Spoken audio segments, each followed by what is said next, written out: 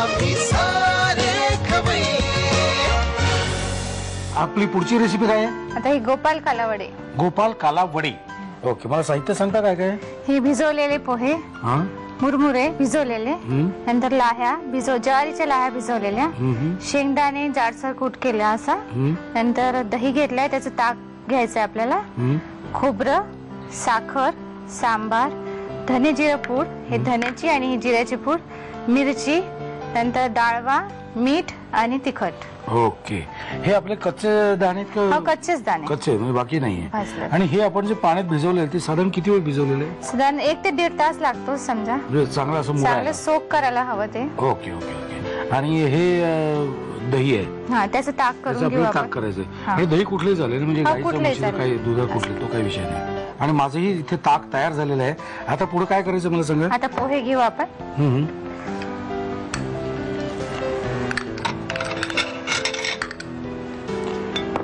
हे मुरमुरे. शेवटी जन्माष्टमीला आपण करतो ना गोपाल काला, तसाच काला आहे हा. आता कोणी आणून देतं, आपण करतो, तर मग आता ते उरल्यावर काय करायचं काय नाही, नवीन रेसिपी म्हणजे सहज करून बघितलं. पण हे मला असं वाटतं हे नुसतं सुद्धा चांगलं लागेल नाही? हो, नुसतंही अगदी टेस्टी लागतं.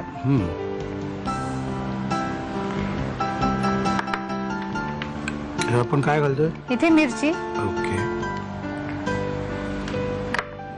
हा डाळवा. डाळवा? हा, डाळवा म्हणजे बारीक केलेली डाळ. डाळवा. ओके. आता ही जिरे पूड, धने पूड, तिखट, लाल तिखट, हे चवीप्रमाणे. चवीप्रमाणे. मीठ, साखर,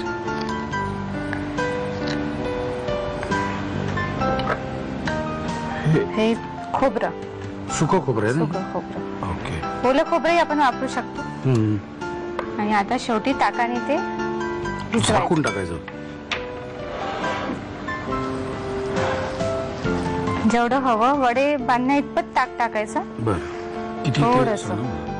बस बस.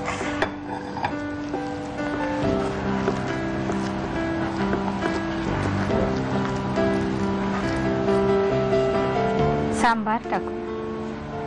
सांबार म्हणजे कोथिंबीर.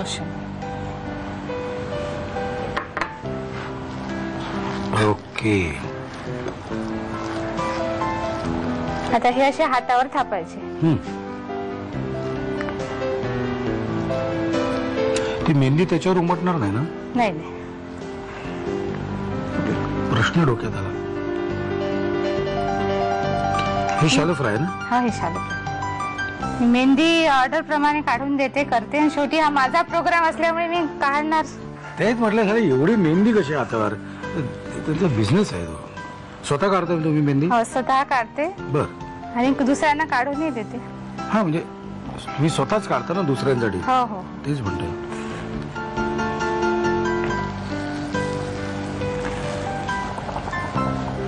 आपल्या तिथे शॅलो फ्राय थोडं तेल लागेल का अजून? नंतर घालूया आपण. टाकता येईल, वरून टाकता येईल.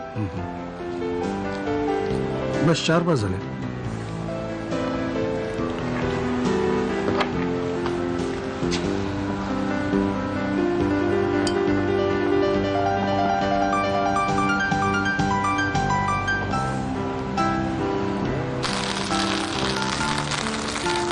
ही रेसिपी तुमचीच का?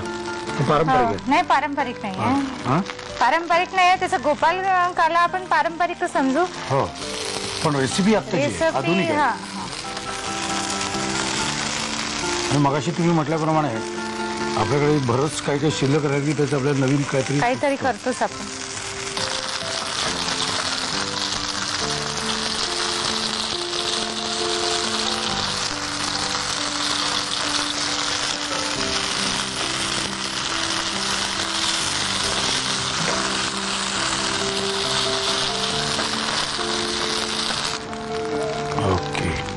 हे आता झालं का आपलं? हा, झालं. आता ह्याच्या बरोबर हे कशा बरोबर खायचं आपण? आता हे थोडं उलटायचं, दुसऱ्या साईडने होऊ द्यायचं.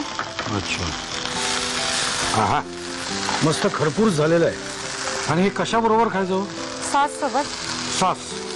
सॉस बरोबर खायचं आहे, कळलं का? आता इकडे तिकडे बघू नका, साहित्य आणि कृती पटकन घेऊन घ्या, कारण अप्रतिम डिश झालेली आहे. गोपाळकाला वडे बनवण्यासाठी लागणारं साहित्य: भिजवलेले पातळ पोहे, कुरमुरे, भिजवलेल्या ज्वारीच्या लाह्या, शेंगदाण्याचं कूट, दही, फोडणीच्या लाह्या, सुकं खोबरं, साखर, कोथिंबीर, धणेपूड, जिरेपूड, मिरच्या, डाळ, मीठ आणि तिखट. कृती: 1 ते 1.5 तास पोहे, कुरमुरे आणि ज्वारीच्या लाह्या भिजवून ठेवाव्या.